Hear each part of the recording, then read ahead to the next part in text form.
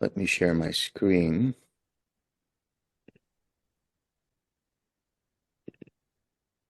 This for everyone. Good. Can you read? Can you see? I can see it good. Okay, good.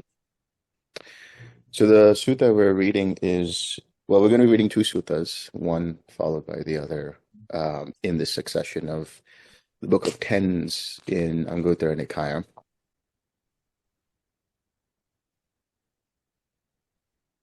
And it's 10.6 and 10.7. 10.6 is called the Samadhi Sutta, or collectedness. And 10.7 is the Sariputta Sutta. They're very similar, you'll see, but they're pointing out to something very interesting. Then the Venerable Ananda approached the Blessed One, paid homage to him, sat down to one side, and said to him, Bhante, could a bhikkhu obtain such a state of concentration that he would not be percipient of earth in relation to earth? What do we mean by percipient? He would not be aware of, he would not be recognizing something. There would be no perceptions and specific perceptions. So he's asking that he would not be percipient of earth in relation to earth, of water in relation to water, of fire in relation to fire, of air in relation to air. So these are the four elements, which means in terms of form, whether it's the form that we possess in terms of the body or external form. And it's interesting when it's written in this way, of earth in relation to earth, of water in relation to water, of fire in relation to fire, of air in relation to air. What we're saying is Mula Pariya Sutta, which is the root of all things. So it says, one who is unlearned, unskilled in the Dhamma, sees earth in relation to earth, air, the whole elements and everything in relation to them, which means there is a conceiving going on. It means there's a conceptualizing going on, and there's a sense of me, mine, or myself in relation to that experience. I am the one seeing it. I am the one experiencing it. There is an experience that I hold on to, I possess, and so on and so forth. Likewise, of the base of the infinity of space in relation to the base of the infinity of space, of the base of the infinity of consciousness in relation to the base of the infinity of consciousness, of the base of nothingness in relation to the base of nothingness, of the base of neither perception nor non-perception in relation to the base of neither perception nor non-perception. How many of us do this in meditation? When things are going great, oh wow, this is wonderful. I am doing this. I am experiencing infinite space. I'm experiencing infinite consciousness, experiencing nothingness. I'm experiencing neither perception nor non-perception. Give me 1 second. I want to mute this thing here. So yeah, how many times does the mind say, "Yeah, I've experienced this," and there's this immense sort of, oh, there's a little bit of a pride there. There's a little bit of like ownership of that. Like, I'm experiencing this. This is great. This is wonderful. Initially, for the newbies, for the novices, it's great, because it's a new experience for them. But then what happens is the mind has now created an image of that experience, whether it's the jhanas or the ayatanas, the form jhanas or the formless jhanas. And there's this sort of desire to get there again. And in that desire to get there again, there's a whole lot of trying too hard. For what? Why? I think, part of it is because when we listen to Dhamma talks, whether it's mine or Bhante's or David's or anybody who's giving a talk on the jhanas, there's a certain kind of image or mindset that is created around it. And this is the double-edged sword of talking about jhanas. The intention, obviously, is to inspire confidence that it is possible to experience it, to give you a certain kind of map, so that you know where you're headed. But it's not to be like, this is what you need to do, and this is where you need to go, and if you don't, you're a failure. Because that's the mindset that's happening underneath in the subconscious when we try so hard to get to these stages. Because we're looking for that relief, we're looking for that experience, we're looking for all of the great things that are talked about in the talk. The more we do that, the less we'll get there.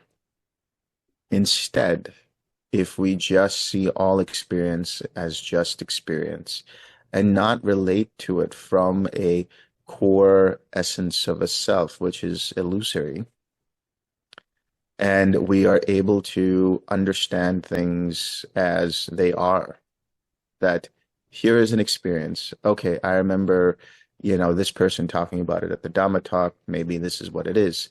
As soon as you see that excitement in the mind of, oh, I'm seeing this, relax it, let it go, tranquilize it, bring a microdose, a little dropper of tranquility in the mind and say, okay, no big deal. No big deal. This is something Bhante would always say. Don't make it a big deal. Don't make a big deal out of it. There should be a certain level of nonchalant kind of expression in the process. What I mean by that is like, okay, great, this is happening. Like I said, initially when new experiences, novel experiences happen, there's a certain kind of, oh, this is amazing, this is interesting, I hope I can recreate this. But the more we want to recreate it, the less it happens. So if we are able to just be in the moment, allow conditions to come up, because we're doing the work. The work is essentially what? Observing and 6Ring, observing and letting go. The work is to just let go of what? Let go of our misperception of this experiencing belonging to us, or that we are the creators of this experience. The work is to just get out of the way. You have set up the intention. You have set up the causes and conditions. You have let go of the hindrances. And now it's just being there as things happen.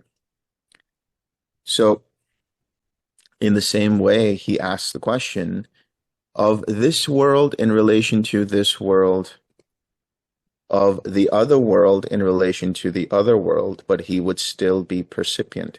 What do we mean by of this world in relation to this world, and of the other world in relation to the other world? Couple of ways of looking at it. When we say of this world, meaning our present state of existence on this planet in this human existence. The other world can be a future life, a future destination, another place. That's another way of looking at it. But again, those are all conceptual frameworks. We think that we are existing on this planet, in this reality, in this time, in this moment, as human beings, with this particular name and form and identity and collection of memories and relationships and karma and all of these things that at the end of the day, the only reason they matter is because we make it a big deal. But if we were to just let that be, because they will be where they are. The only reason why they are there in the way that they're there is because the mind takes them seriously. The mind takes them as, this is me, this is mine, this is myself. Most of the karma, if not all that we experience, is always because of taking something personally.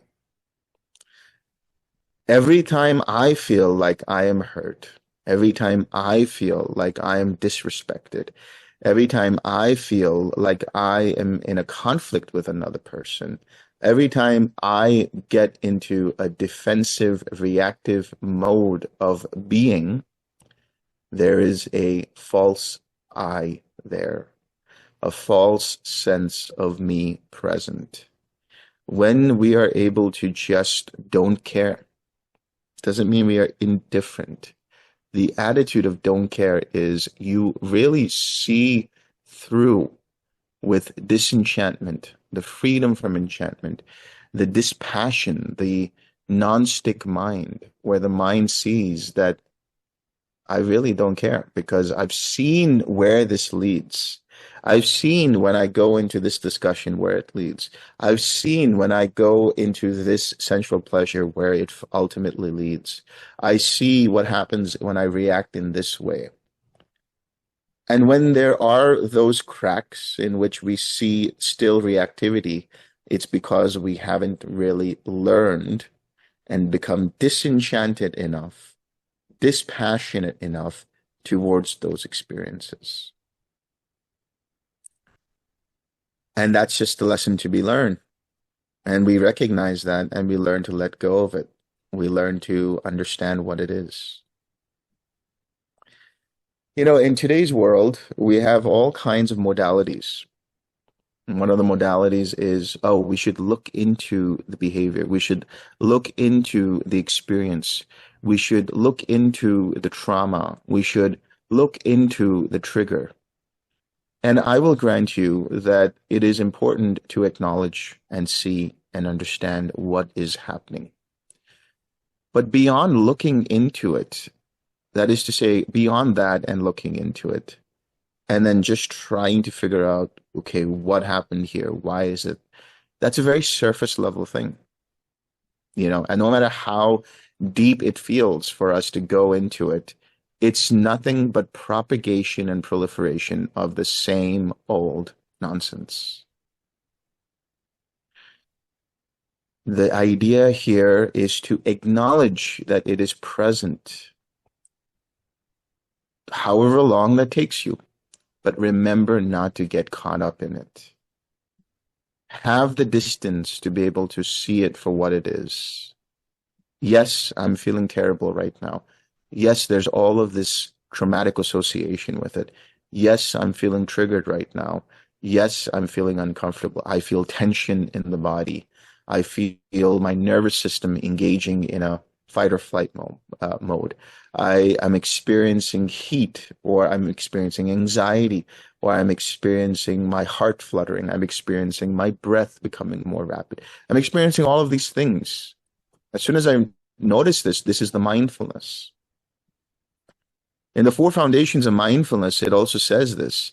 He understands when mind is happy, uplifted, but he also understands when mind is not uplifted. He understands when mind is constricted, when mind is distracted, when mind is whatever states are arising.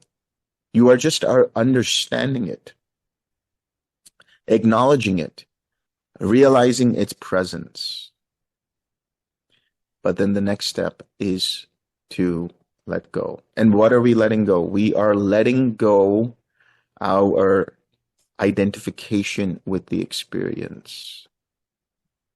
By all means, you want to try it, go ahead, identify, look into it, analyze it, go nuts with it. You're not going to go anywhere. You're going to just be on the hamster wheel of, oh, I see this trigger. I've chosen to see it. I understand what it is.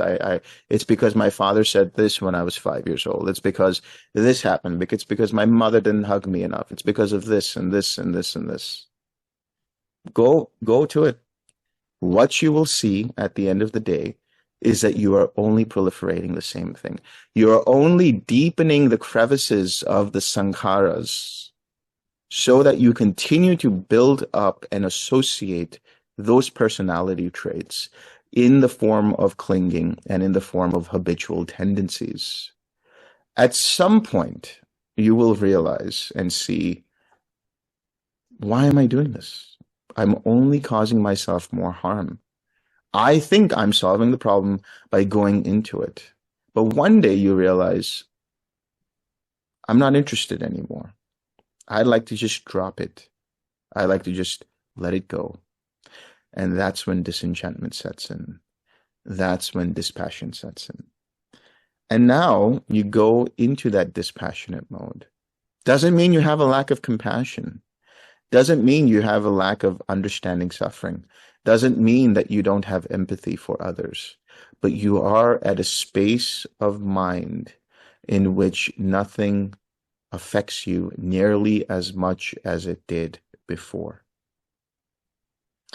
You have the wisdom mind to see, yeah, been there, done that. I see how this is going to create more suffering. So therefore, I choose not to engage with it. I choose to let it go. And in that is your liberation from the suffering, liberation from the triggers, liberation from the trauma, liberation from anything that is disturbing you. And it starts with that attitude of not making it a big deal.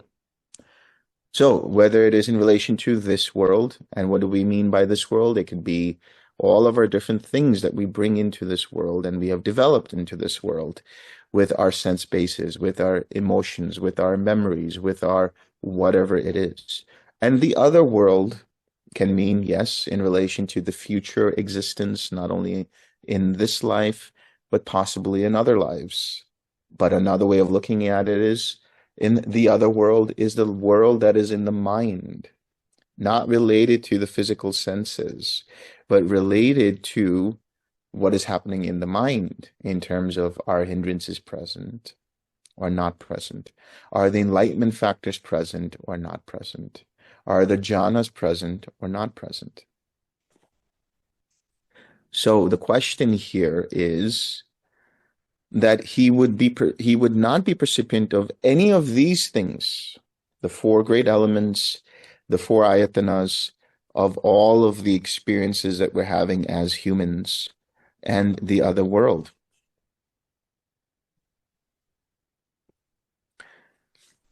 But he would still be percipient. He would, or he could, Ananda. But how, Bhante, could he obtain such a state of concentration or collectedness? Here, Ananda, a bhikkhu is percipient thus. This is peaceful. This is sublime. That is the stilling of all activities, the relinquishing of all acquisitions, the destruction of craving, dispassion, cessation, nibbana. It is in this way, Ananda, that a bhikkhu could obtain such a state of meditation that he would not be percipient of earth in relation to earth, of water in relation to water, of fire in relation to fire, of air in relation to air, of the base of the infinity of space in relation to the base of the infinity of space, of the base of the infinity of consciousness in relation to the base of the infinity of consciousness, of the base of nothingness in relation to the base of nothingness, of the base of neither perception nor non-perception in relation to the base of neither perception nor non-perception, of this world in relation to this world, of the other world in relation to the other world. But he would still be percipient. That is this. This is peaceful. This is sublime. That is the stilling of all activities, the relinquishing of all acquisitions, the destruction of craving, dispassion, cessation, nibbana. This is such an important sentence because this is showing us in a very compact way not only the steps leading to nibbana, but also what nibbana is when it is experienced by the conditioned mind.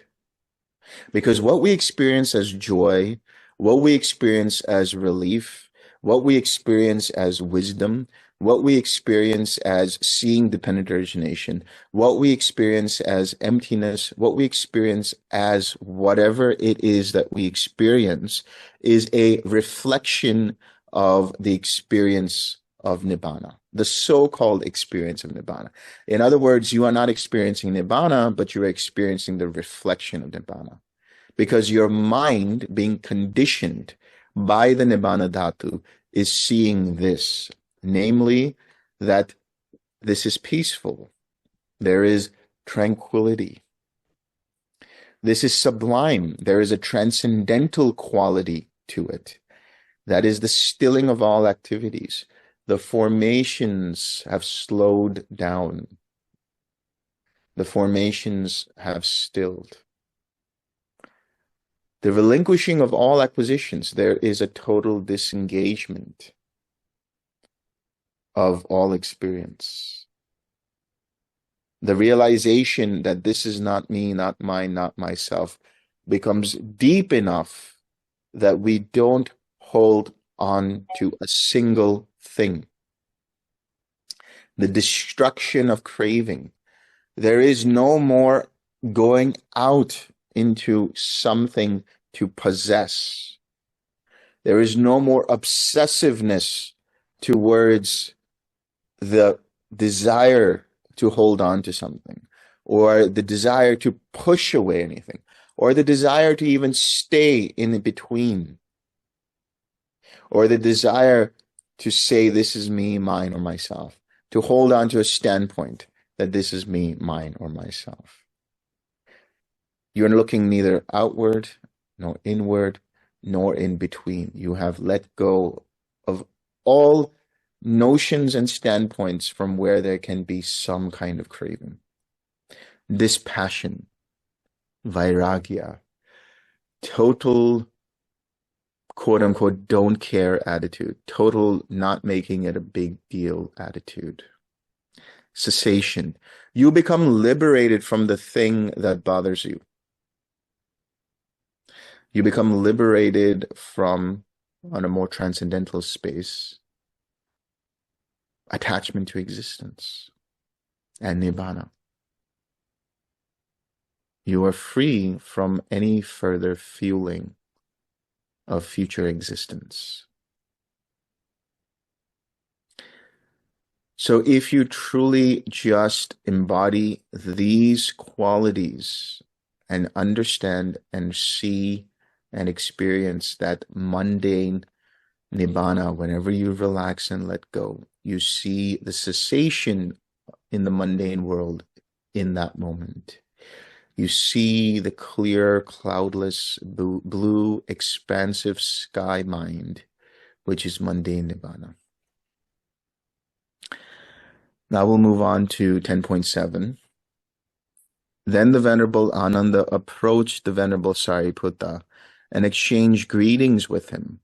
When they had concluded their greetings and cordial talk, he sat down to one side and said to the Venerable Sariputta, Friend Sariputta, could a bhikkhu obtain such a state of meditation that, again, he would not be percipient of earth in relation to earth, of water in relation to water, of fire in relation to fire, of air in relation to air, of the base of the infinity of space in relation to the base of the infinity of space, of the base of the infinity of consciousness in relation to the base of the infinity of consciousness, of the base of nothingness in relation to the base of nothingness, of the base of neither perception nor non-perception in relation to the base of neither perception nor non-perception, of this world in relation to this world, of the other world in relation to the other world, but he would still be percipient. He could, friend Ananda. But how, friend Sariputta, could he obtain such a state of meditation? On one occasion, friend Ananda, I was dwelling right here in Savatthi in the blind men's grove. There I attained such a state of mind or collectedness or meditation that I was not percipient of earth in relation to earth, of water in relation to water, of fire in relation to fire, of air in relation to air, of the base of the infinity of space in relation to the base of the infinity of space, of the base of infinity of consciousness in relation to the base of the infinity of consciousness, of the base of nothingness in relation to the base of nothingness, of the base of neither perception nor non-perception in relation to the base of neither perception or non-perception, of this world in relation to this world, of the other world in relation to the other world, but I was still percipient. But of what was the Venerable Sariputta percipient on that occasion? One perception arose, and another perception ceased in me. The cessation of existence is nibbana. The cessation of existence is nibbana. Just as when a fire of twigs is burning, one spark, one flame arises, and another flame ceases. So one perception arose and another perception ceased. The cessation of existence is nibbana. The cessation of existence is nibbana. On that occasion, friend, I was percipient. The cessation of existence is nibbana. So important. Bhava nirodho, nibbana. Bhava nirodha. Nirodha is cessation. Bhava is the habitual tendencies. Nibbana is the complete letting go and cessation of all of our habitual tendencies, all of our habitual emotional reactions, all of our habitual personalities in that moment. And more importantly, no more desire for anything beyond what is here in this present moment. Let me be clear on what I mean by that. It does not mean that we can not have goals. It does not mean that we have to be ambitionless. But what it means is that we are completely and utterly in the moment of everything that is arising and passing away. And there is no desire to control the outcome of how things ought to be, should be, must be, based on a sense of me, mine, or myself. There is just this moment, and not only just this moment, but there is just a fluidity of moments coming and going with nothing being held onto. Just this is the cessation of suffering. Just this is nibbana. And it is like we come into that experience and we may not be reflective of that experience, but in the next moment we become aware, I was free in that moment. Just as when there is a fire of twigs, one ember, one spark comes up, and that is the experience, and another spark ceases. There is the experience in nibbana, and then there is the reflective quality of it, perception that I had this experience. That is why I'm saying the joy, the relief, the seeing of dependent origination, the realization of emptiness, the experience of total joy and bliss and no thought state. The reflection and realization of that, the seeing of that is not nibbana. It is the non-reflective awareness that is conditioned and dependent upon the nibbana element. That something happened, that I saw. Where there is a seer, where there is an experiencer, there nibbana cannot be. Simple as that. But when there is a total cessation of experience and experiencer, there is the nibbana dhatu. And then the realization that there was that experience of nibbana.